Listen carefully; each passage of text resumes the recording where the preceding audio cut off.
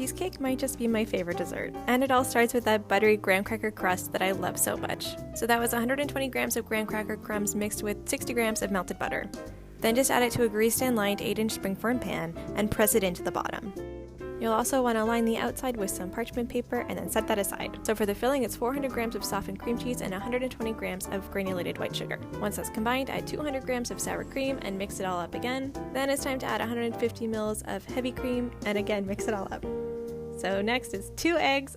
You know the drill, mix it up, not too much though. 2 tablespoons of cornstarch, and then it's time for some flavor, which is vanilla extract, as well as a little bit of lemon juice. So you can also add some lemon zest if you want a bit more of a lemony flavor. So then just pour that into your prepared pan and shake it to even out the top. And since we're cooking this in a bain-marie, you need to cover the bottom with some aluminum foil so that no water gets in. Then into a baking tray and pour a bit of water in the bottom. Bake at 350 for 40 to 45 minutes, then after it's cooled, you can top it with raspberry coulis.